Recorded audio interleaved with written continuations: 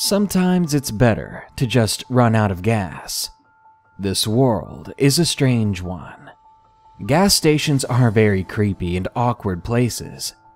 Even the franchise gas stations like Shell or Valero seem to often hire creepy employees, or at the very least attract the worst kind of customers. From drug-fueled maniacs to unexplainable happenings, gas stations are hotspots of horror. So let's see how bad it can really get with these allegedly true gas station scary stories. But first, I'm so close to having enough stories for a creepy Japanese video. So please, if anyone has a creepy story from Japan, send it to me at deathbyfear.com. Thank you.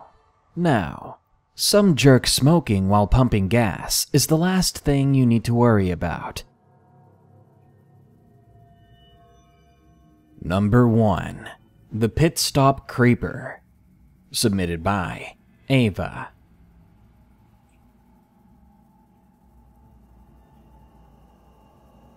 About a year ago, I was driving with family on a road trip. I was half asleep when my parents told me that we were going to an oasis. By oasis, they meant a pit stop, a gas station that served food as well. I threw on my sweater and we went inside. My parents asked me what I wanted to eat. It was lunch and I wanted a frappe and a Happy Meal. They waited in line and I went to use the bathroom. I went inside the bathroom, and honestly, the only unnatural thing about it so far was how clean it was for a gas station bathroom. I did my business, washed my hands, then walked out of the bathroom. But the moment I opened the door to the bathroom entrance, a man was standing right there. He turned around and then walked away, acting like I didn't see him. He was only a few inches away from the door and facing it. I had no idea what he could have been doing. But at that age, I never considered myself attractive, so I assumed that no one would ever creep on me. Well, I was wrong. I went back to my family. They had all our food ready at a couple of tables. The kids were set at one table and the parents at another. I sat down and began to enjoy my meal, when suddenly, the guy from the bathroom door from earlier began to walk up to our table, a table full of children. This was odd for any grown man to do. He had this false niceness to his voice and said hi, but I didn't talk to him. Instead, I gave him this screw-off look. But awkwardly, he kept going. My brothers enjoyed their food, while I sat there ignoring this man who kept talking to me. I wanted to get my parents' attention, because apparently they didn't see the man talking to me. But for some reason, I was too afraid to make any sudden moves. Keep in mind, I was 12 years old at the time, not even a teenager. And this grown 30 or 40-something-year-old man places his hard and calloused hand on my thigh. As soon as I felt his skin touch mine, I wanted to vomit. I no longer felt hungry. I instead felt dirty and ashamed of myself. Then he leaned down and whispered in my ear, "I've got some pretty cool things you'd like to see in my truck. Would you like to come with me?" I felt my eyes fill up with water, and I thought the worst was going to happen. But before I knew what was happening, my dad grabbed this man by the arm, then shoved him away from my table. The creepy guy landed on his rear with the most pissed look on his face. But my dad, even though he wasn't as big, he stood his ground. Luckily, the man got up and turned around. He walked away and went back to his semi-truck that was waiting outside. The truck that he wanted me to join him in, for God knows what. My father then picked me up and cradled me in his arms, and my mother called the police. I was speechless for the longest time. I was at that awkward age where you know there are bad people in the world, but you're too naive to think that they could ever get to you. I guess you could say that I was in some sort of shock. I'm really afraid for my future children, and for any children out there, in fact, because this menacing stranger, he just walked right up to me in a public place right next to my parents. Then he tried to abduct me. To all the parents out there, keep your eyes open. And don't turn your back on your kids too long, because when you turn back, they might just be gone. Number 2. Gas Station Stalker. Submitted by Lilac S.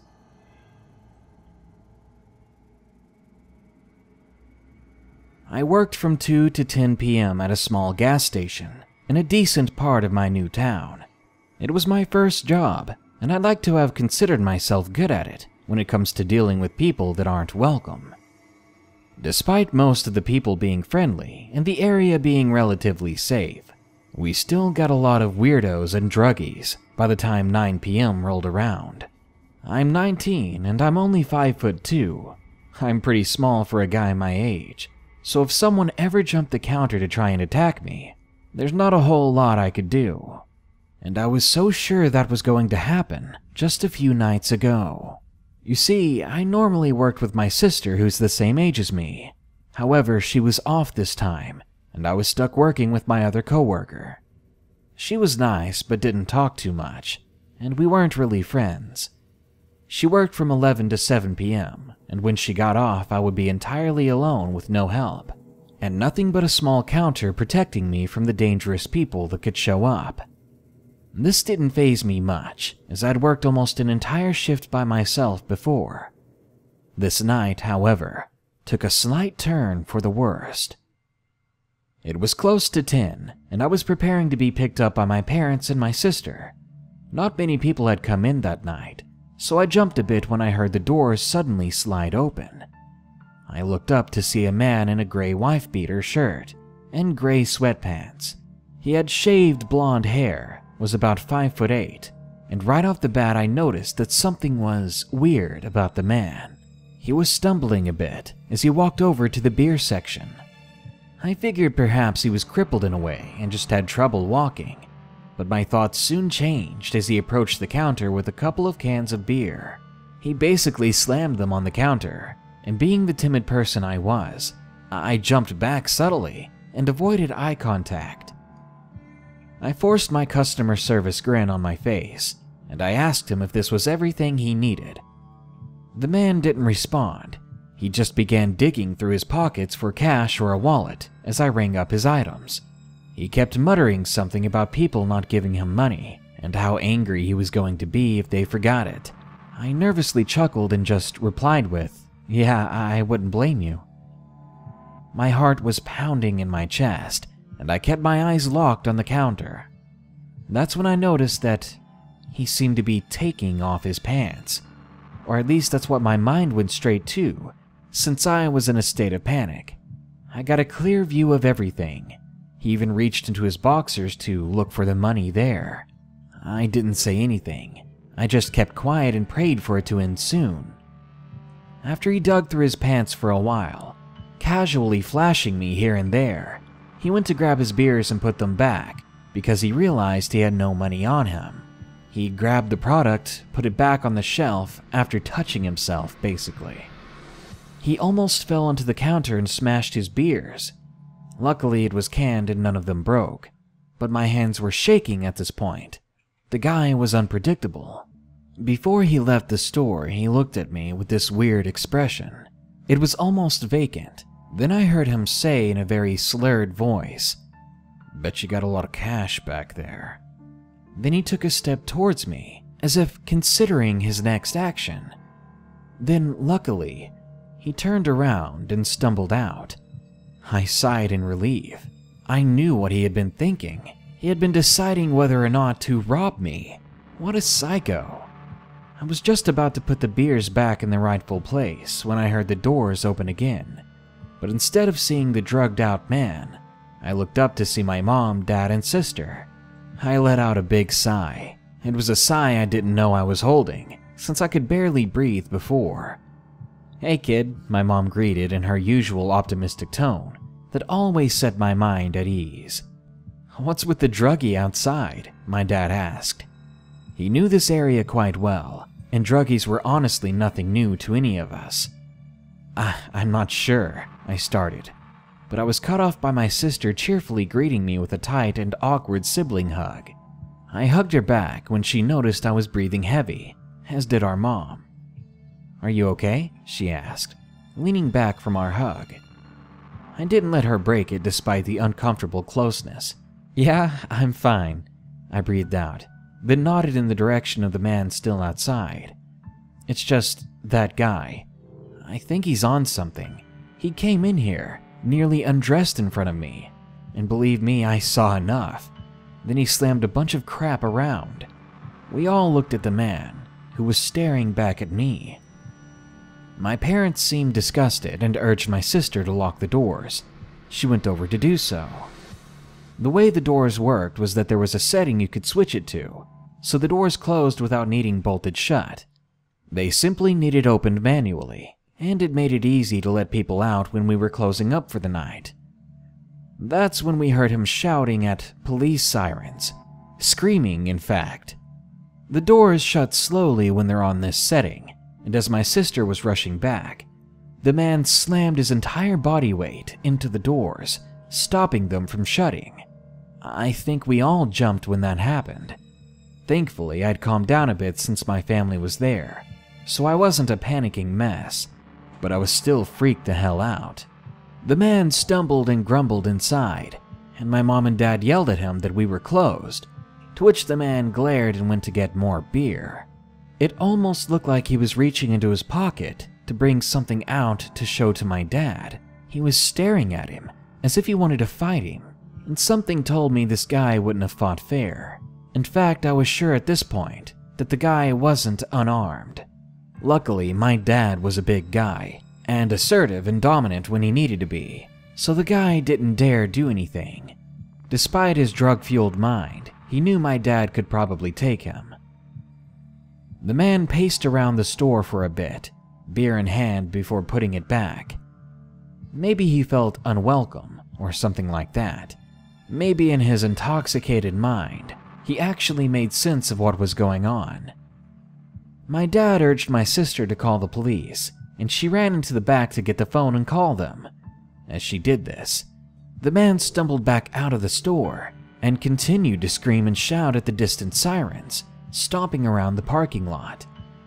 My mom then ran over to bolt the doors so he couldn't break in again. After my sister got off the phone, my parents made sure we were going to be okay. Then they left me and my sister there to spend some time together until the police arrived. They had a friend to go meet, and the police were only a few blocks away, and they were very used to coming to this gas station for whatever reasons. I mean, we had our fair share of breakup fights and drug addicts. Me and my sister just chilled and talked until the third shift arrived. When she arrived, I ended up blabbing to her about what had just happened, as I counted down my drawer for the night. She seemed shocked but amused, and told us she had seen the same guy wandering around before. Apparently, this wasn't the first time the man has been here drugged out of his mind. He came in one night while she was working and began pissing on the locked doors. Me and my sister laughed at this and proceeded to head out once I put my name tag up and grabbed my bag. We wished her well and good luck, since tonight had been a pretty bad night. Me and my sister had to walk home a few blocks. It wasn't a bad walk at all, and we both assumed we'd be fine. However, I felt the night get more sinister than usual as we crossed the street and proceeded home. I passed it off as paranoia because I was still shaken up by it. I joked about the guy to lighten the mood, saying that he was probably up the street about to be hit by a car. My sister laughed and we both joked around to make the situation seem less serious than it really was. We decided to share headphones and listen to some music so that the walk would go by faster. As we walked, I felt my chest get tighter and my eyes dart around. It's just the dark setting me off, I told myself. Nothing to really worry about. There were a series of small shops across the street from us halfway home. They were all closed at the time, so I didn't expect to see a person in the parking lot. It took a few glances before my breath hitched and my eyes got wide. I nudged my sister and urged her to look over without speaking. "Crap," she muttered, and we picked up our paces. "Don't look at him," she whispered. But it was too late. That crazy fool turned in time to spot us, and I found it hard to breathe when we heard him shouting at us. Through our headphones, it was jumbled nonsense.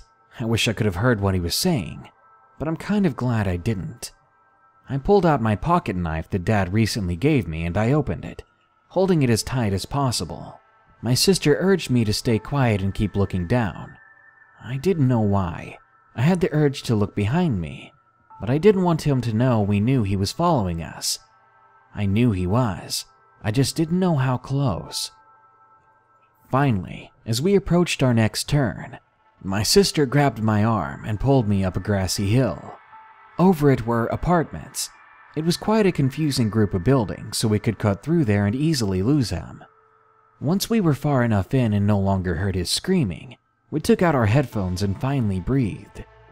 "I hope we lost him," I said, still overly aware of my surroundings.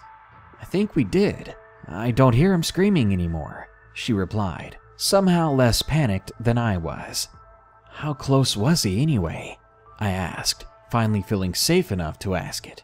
"I didn't tell you because I didn't want you to panic too much, but he was right across from us trying to get over to our side," she answered. I felt sick. "Are you serious?" I mumbled. A sudden slimy feeling washing over me. Any second longer and he would have stumbled across the street. He would have been right on top of us. God knows what he was going to do, especially to my sister. It pissed me off just thinking about it.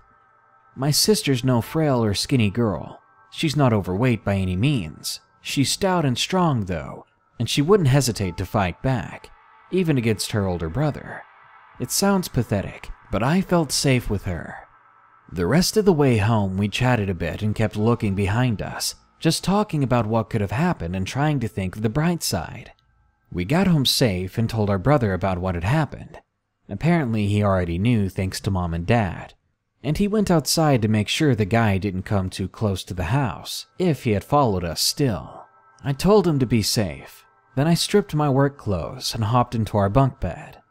Yeah, we were both 19, but me and my sister shared a room since our house was very tiny. Surprisingly, we got along pretty well. The night went on peacefully. I got online and talked about what had happened with friends. I laughed about it until our brother came back home. He said he saw someone, but he didn't confront him, merely telling him to screw off and go back where he came from. God, that boy is brave. He then went to bed after making sure all the doors were locked. Then so did we. It began to rain, and it really helped me fall asleep. But that wasn't anywhere near the end of this night. Not at all. While the rain was peaceful, I was used to waking up in the middle of the night, and I woke up to something odd. I woke up to what sounded like whispering coming from outside.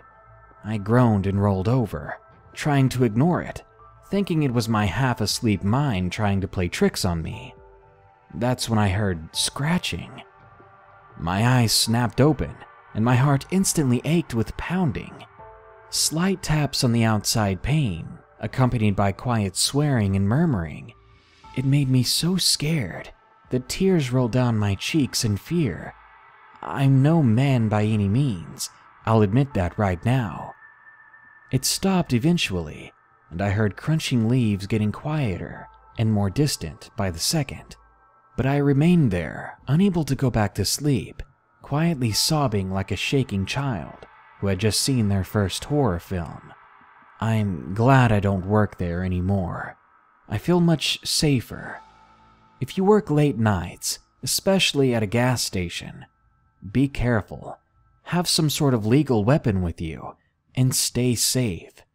Because apparently, there are some dangerous people that would love to follow you home. Number 3. Arizona Horror, submitted by Lucky Clover.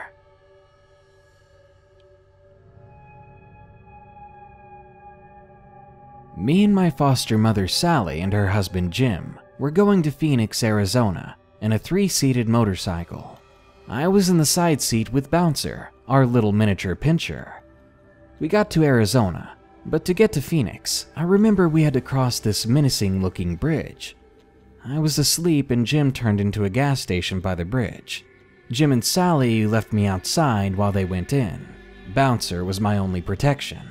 I was awake by then, so I decided to take Bouncer for a walk around the gas station, when I suddenly got this feeling that I was no longer alone. I felt like someone was watching me. Bouncer began to growl. So I looked around, and I looked toward the bridge, and that's when I saw something that was far too tall to be normal. There was movement in the distance, some sort of animal, and from where I was, it appeared to be twice as tall as my dad. This thing was lumbering and moving slowly at the time. As soon as I saw its silhouette, I was freaked out. I picked up Bouncer right away, and I ran back to the motorcycle, and I grabbed a taser out of one of the compartments that my dad and mom hid. Then Jim and Sally finally came back out. I looked one last time toward the bridge, but it was gone. I tried to calm down as we prepared to take off, but before we ever moved, a huge pack of deer came from that direction from the bridge, seemingly running for their lives away from something and running right in the way of our bike. Jim let the bike idle as we waited for the herd of deer to move on. Just as the last one left us, we suddenly heard a blood-curdling scream. The same lumbering figure from before ran across the road, just a few dozen yards from the gas station. I heard Jim audibly curse. We were all staring in this thing's direction. With each of its footsteps, it seemed like the earth shook. Even from that far away, I could feel its immense weight in every footstep. Jim turned that bike on a dime like I'd never seen him drive before. Then he sped away across the bridge, trying to put as much distance from that thing as possible. I think the scariest part for me and my young mind was seeing someone I looked up to, seeing a grown man be as scared as I was. Now, that's one of the most hopeless feelings I've ever felt. That was easily the most terrifying night in my life. When we actually did go back home from Arizona, we didn't take that same route. We avoided that gas station at all costs. It's not the longest story, but it was a scary moment in my life. I don't know if it was Bigfoot or some sort of wolfman. I luckily wasn't close enough to make out much detail. But whatever it really was, it was definitely dangerous. Number 4. Late Night Customer. Submitted by Anonymous.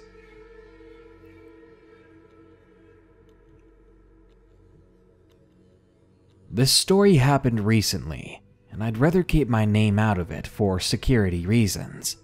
I'm 21 years old, and I work at a gas station, the graveyard shift. Now, I'm really into the paranormal. I own dozens of books on demonology and other things. Also, I'm 6 feet tall and weigh about 250 pounds. Though deep down I'm a quiet guy, my outer appearance may look intimidating to some. Well, I recently moved into a new part of the city because the rent of the apartment where I was staying went up, and I could no longer afford it. But the new apartment was way too far from my previous job, so I had to resign and look for a new one. I was hired on at a gas station within walking distance, and the pay was decent enough to pay for rent and bills, so the situation was quite perfect for me. Plus, my new coworkers were very welcoming. They were very willing to help me with any questions. During the first week, everything was smooth and simple. They started my schedule off at 1 in the morning. That way it was slower and my training would be far more easy without so many customers interrupting. It was very fun while it lasted. Once I got my new schedule, I chuckled. My boss gave me 12 midnight to 8 in the morning. I consider myself a night owl, so staying up that late was no problem for me. Besides, that meant I didn't have to deal with lousy customers, only the occasional late drunk coming to buy some beer. During the overnight shift, we lock the front and back doors. The only way a customer can get what they want is to buy it through a window with a hatch that we open and lock. Now, the station is pretty big and exposed.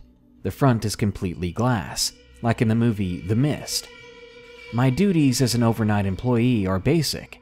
Just serve whoever comes to buy something and check the inventory for the next day.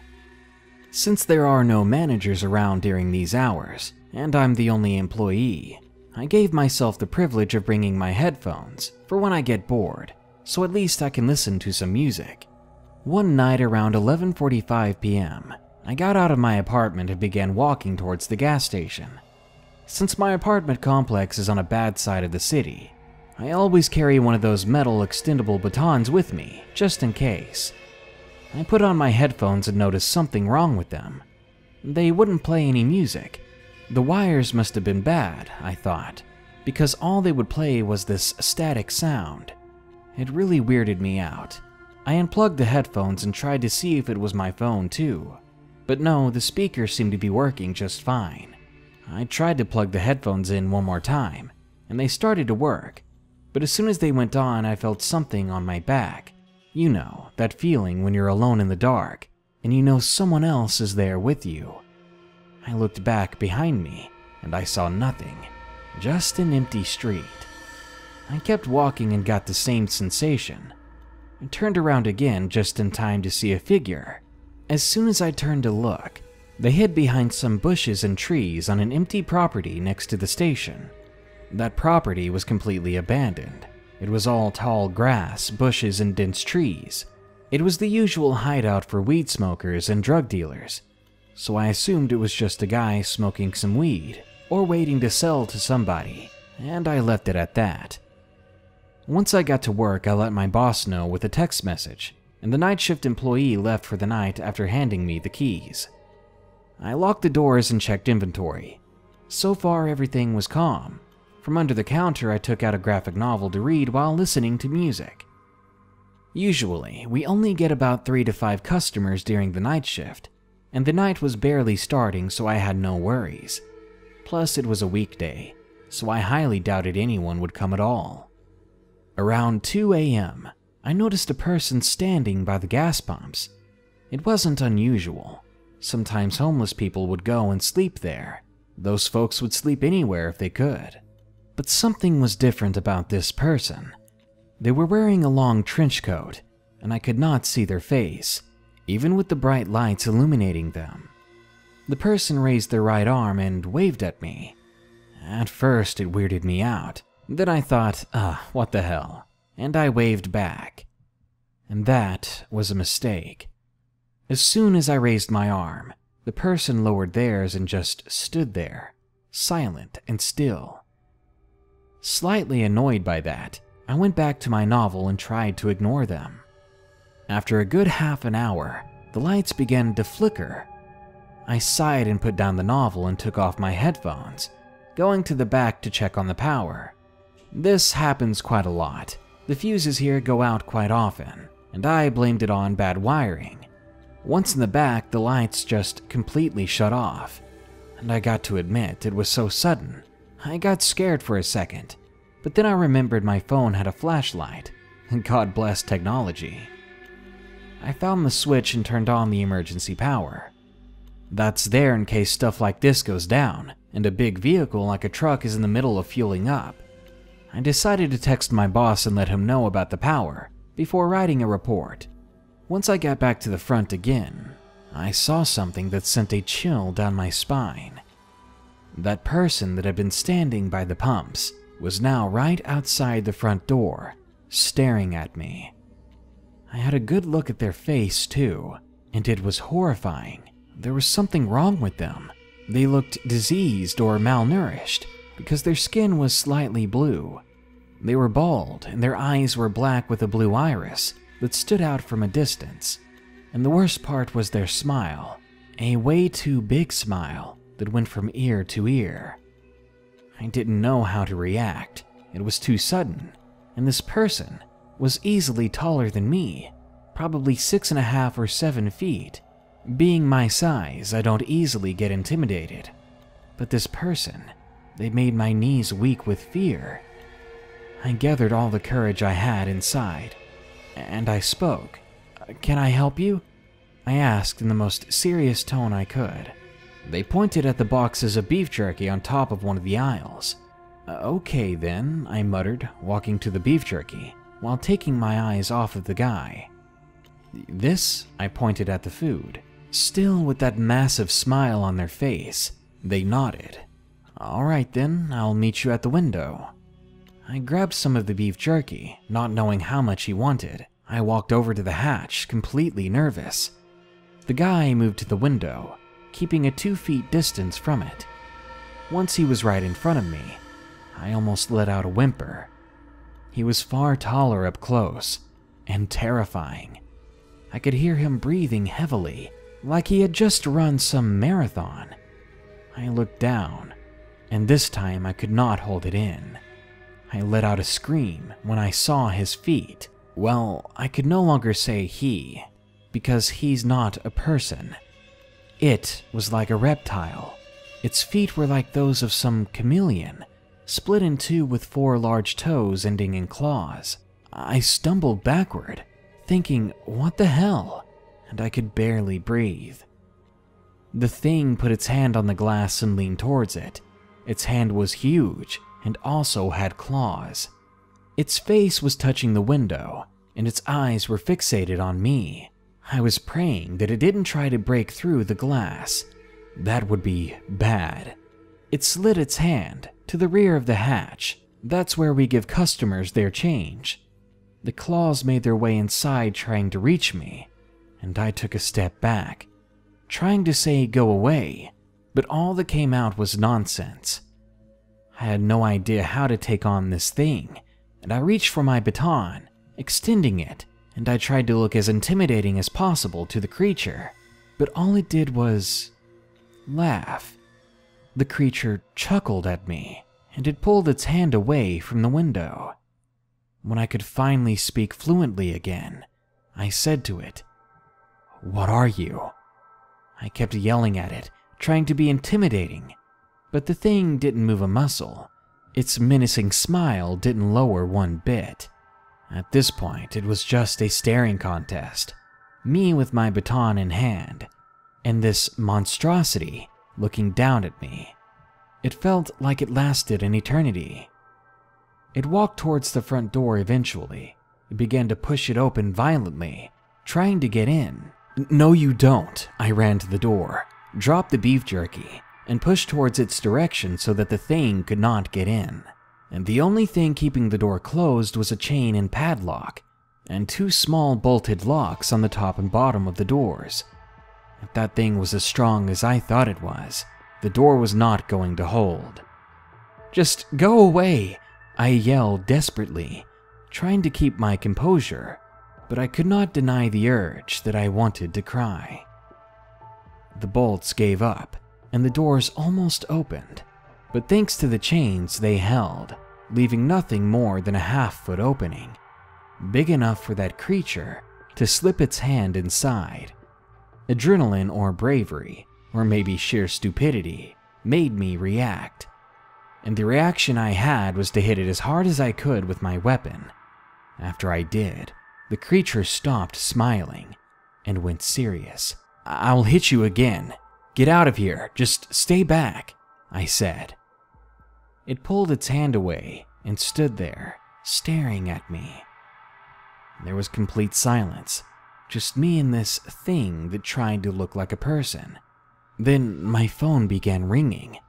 I forgot to turn off the alarm. It normally goes off at 4 a.m., so I can get ready for the morning shift.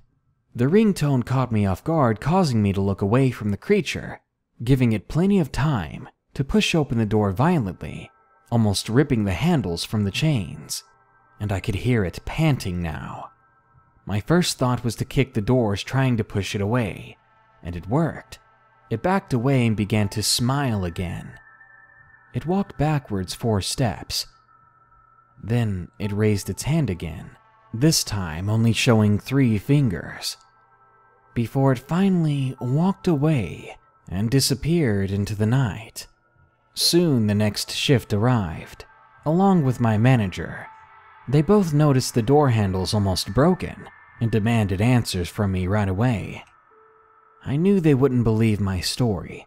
Probably no one would believe me. So I lied and said 2 big guys tried to rob the store with baseball bats, but I managed to fend them off. We filed a police report and left it at that. That wasn't too long ago. I don't know why it raised 3 fingers, and I don't know what it showing up means or what it wanted, but I can't help but wonder if he meant 3 days. But right now, my only focus is to continue to survive each night. And number 5, creepy guys at the gas station. Submitted by Erin. This happened to me very recently, and though I'm okay, it's still scary to think about. I had to get gas for my car one day, as my dad had always drilled the rule of never let your car get below half a tank of gas into my head, since before I was even able to drive. The gas station in town was roped off though, due to the pumps not working.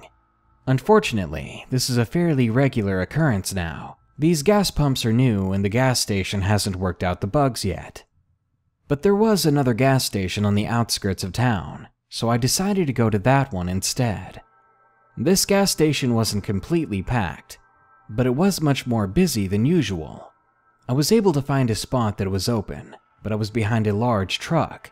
This didn't bother me as I figured that I could back out of the spot when I was done and get out of the parking lot that way. I got out of the car and began fueling when I noticed this old beat-up burgundy-colored car slowly starting to circle the gas station. I noticed that there are 2 people in the car, and they both look to be in their late 60s to early 70s. They seem to be down on their luck with torn and ratty clothing, unkempt beards, and hair sticking out in every direction. I then noticed how they're looking at me as if I'm a piece of steak and they're starving wolves. I can feel my blood pressure rise and kept an eye on them when they parked their car right behind mine. Basically, I was boxed in now, and they had parked horizontally, so there were no spaces for me to get in and out from. Now, my knowledge of the Spanish language was limited, but I could hear them talk, and I very clearly heard them say, "She'll do," and "we should grab her." By now, I was ready for a fight. My first thought was to run the risk of making a complete idiot out of myself by running into the gas station building, screaming for help and flagging down one of the clerks. I thought to myself that I shouldn't panic, and I pretended I couldn't understand them, while I formed a quick plan of escape in my head. The men walked inside the building for who knows what reason, while occasionally looking over in my direction to see if I was still there. I immediately stopped pumping gas and went to get inside my car and lock the doors, when I suddenly saw 2 professional-looking men coming out of the gas station. I decided to take my chances, and I went to them to explain what had happened and asked for help. I told them what the 2 scruffy-looking men had said. These men agreed to help me. One of them said to stay by their car while the other would go inside and speak to a clerk. Fortunately for me, luck was also on my side when the owner of the big truck moved his vehicle so I could finally get out and get away from this gas station. The man I was with told me to take the back way home, to not take the main route. Taking the main route home means a straight line into town, where it's very easy to be spotted and followed, but taking the back road would mean it would take 20 minutes longer, but I was able to blend into traffic more easily. The man also said he'd keep an eye on my car until I was out of sight to make sure the men weren't able to follow me. I thanked the man profusely, got into my car, and locked all the doors. I got out of there as quickly as I could without causing an accident. As I pulled out of that gas station, I looked back towards it, and I saw those 2 scruffy-looking men frowning, staring me down with the most hateful glares I've ever seen.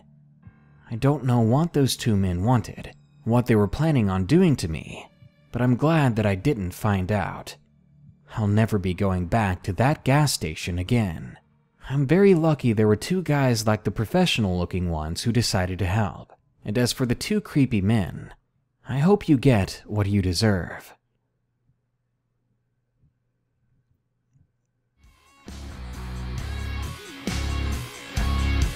In a massive country like the United States, nearly everyone drives cars. Vehicles are necessary for everyday lives. Therefore, gas stations are a requirement to keep society functioning. But you'd be dead wrong if you didn't think some of the sketchiest and creepiest things go down at these pit stops. So, the next time your tank is running low, and you're forced to fill up at that old gas station on the side of the road, just don't turn your back for too long. Good night. Be sure to like, share, comment, and subscribe if you enjoyed the video. And don't forget to send us your Japanese scary story soon at deathbyfear.com. Also, a huge thanks goes out to my newest patron, Katie Fowler. Thank you so much for supporting this channel, and enjoy those bonus episodes.